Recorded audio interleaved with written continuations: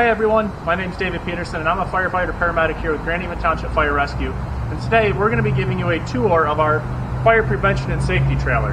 Come on in.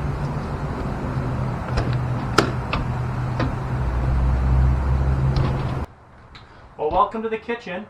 Now, for me, this is probably my favorite place to be. I like to eat. Do you smell something?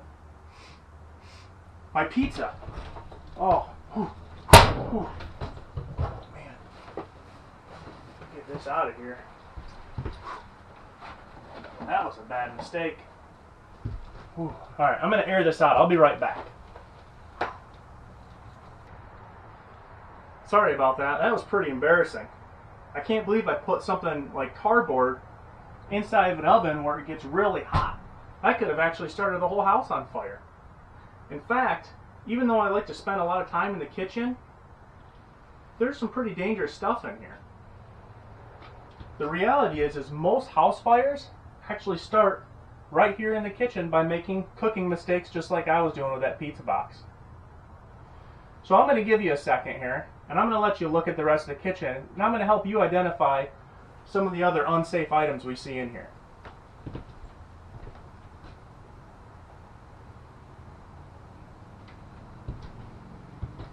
Alright, so let's start right here with the stove and the oven. Now, we already learned to not put things in the oven that could start on fire, right? So some other safety things here is all these knobs right here. You don't want to play with those knobs, alright? Because what that does is turns on gas to the stove and to the oven, and if you're not supervised, you can actually start a fire that way. So as we go up to the stove top here, what do you notice about this top?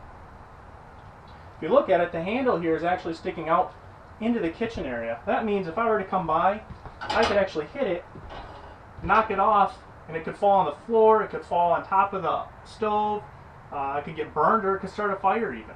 So we want to make sure when we're cooking things, we take those pot handles and we turn them right off to the side there.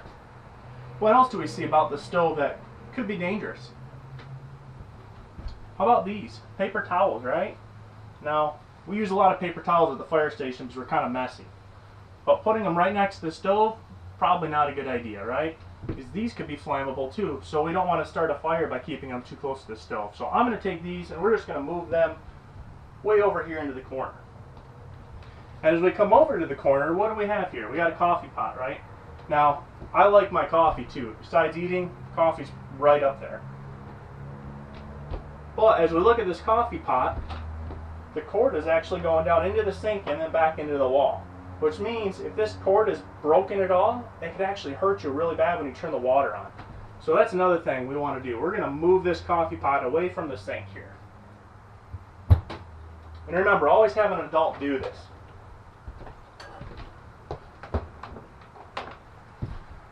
Alright, that looks better. So as we look at the sink here, there really doesn't look to be any dangers, but a lot of times underneath the sink, things may get stored there that aren't very safe for kids. So we're going to take a peek in here. Yep, that's what I was afraid of. There's all sorts of chemicals in here that can make you sick. So we want to take those out and put them somewhere where you can't reach them and accidentally get sick off of them. So I'm just going to get rid of these. Don't need that. Get rid of this. I don't know what this is. Get rid of that. That looks better. Alright. Well, that's about everything for the kitchen, except for the microwave. And I'm going to quick heat up a burger here. Alright. Whoop. That was almost a mistake too. This burger is actually wrapped in aluminum foil. And metal doesn't belong in a microwave. So, before I make a big mistake like I did with the pizza, I'm going to unwrap this, put it on a microwave plate, and put it back in the microwave. Oh, always remember to cover your food too, that way it doesn't make a big mess. Parents don't like that. Alright, so we're going to meet you next in the living room here, because it's about time to relax. Alright, well, welcome to the living room. So let's talk about some safety in places other than your kitchen or your house. So first things first, I'm going to get this fireplace lit here. Alright. That's nice. Alright. So I'm going to give you a couple seconds here, just like we did in the kitchen. I'm going to have you look around here and tell me if you see anything that might not be very safe.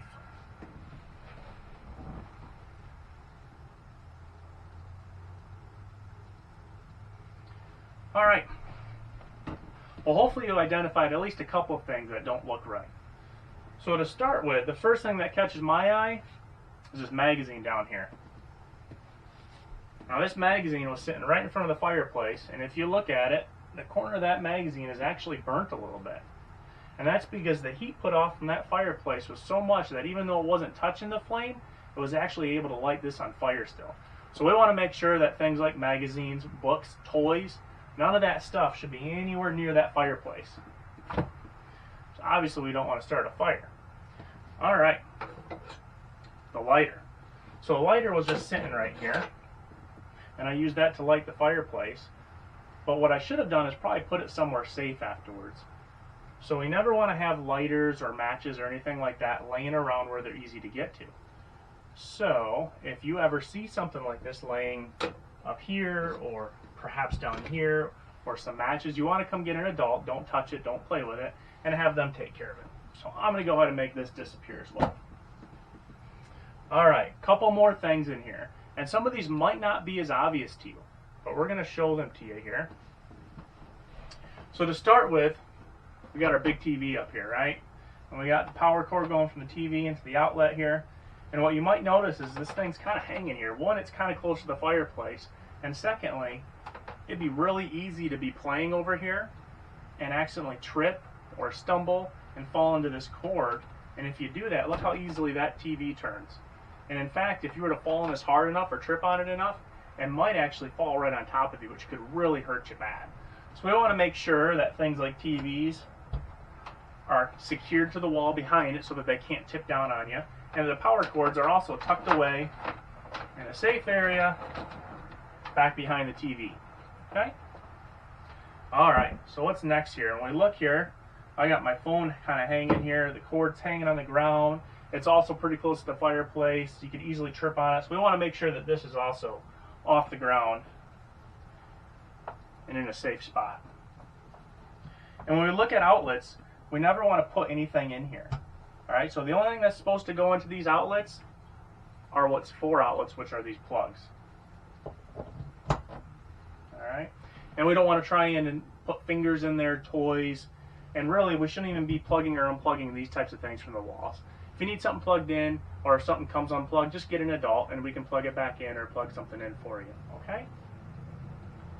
All right, so speaking of phones here, I'm going to quiz you. What number do we call when there's an emergency in your home? Anybody know? I'm going to pull up my phone here. We're going to call 911. I'm going to push 911. And I'm going to hit that green button there. And then somebody on the other end of the phone is going to talk to you about what your emergency is. They're going to ask you things like your name, what your address is, and what's going on, and then they can send the appropriate help to you. And if you don't have a cell phone, you might have one of these on your wall. And if you have one of these on your wall, you can do the same thing. We're going to dial 911, and they will get you the help they need. All right. So let's take a trip into the bedroom and see what we can find in there that can be safe for us. All right, here we are, the last stop. So we've talked about kitchen safety, living room safety, and now we're going to talk about bedroom safety. And we're going to start with talking about smoke alarms and what we should do if we hear one. So if you hear a smoke alarm and you're sleeping or you're playing in your room, you need to get up and see what's going on. All right, so we're going to go up to the door here first, and we're going to check and see if potentially there could be fire on the other side of the door. And what we're going to do is we're actually going to feel the door down low and up high, and then using the back of our hand still, we're going to check the doorknob. If any of those things feel warm, we probably don't want to open the door because it could mean that there's fire behind there. So the next thing we're going to do is we're going to try and figure out a different way out. Now, if we can't go out that door, maybe your bedroom has another door into it through a bathroom or something else. You could try that way. But if none of those work, you might be left with having to go out of a window. So to start with, I'm probably going to stay in my room for a little while because it's pretty safe in here, right? We got the door closed, which is really important, because if the doors are closed in your bedroom, it keeps all that fire and smoke and nasty stuff from coming in quite as quick. So we hear the smoke alarms going off, and we're trying to figure out what's going on, and we're checking the door to make sure it's not too hot. And oh, look it, we got smoke coming in. So first things first is we want to get really low to the ground, because we know smoke is actually going to go up. So if we get low to the ground, it's going to be easier to breathe. So I'm going to get really low, and since I don't have any other way out because this door feels really warm and there's smoke coming out, I got to go out the window. So that's where I'm heading first.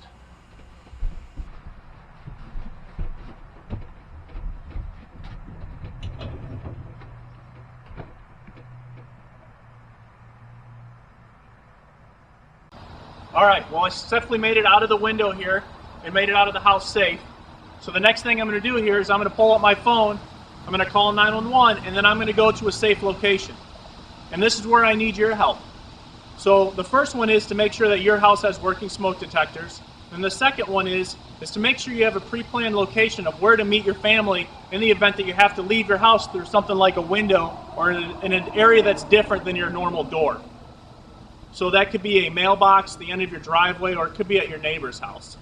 And it's really important that we know that, because as firefighters, when we get on the scene, we want to know if there's anybody still in the house or not. So if you all go to the same location, it allows for a really quick assessment of that, and then we can determine what we're going to do next. Hey everyone, thanks for watching today. I hope you learned something about fire prevention and home safety. And with that, there's really nothing else to do but get this fire put out. On the count of 3, I'm going to turn on and put my gear on. 1, 2, 3.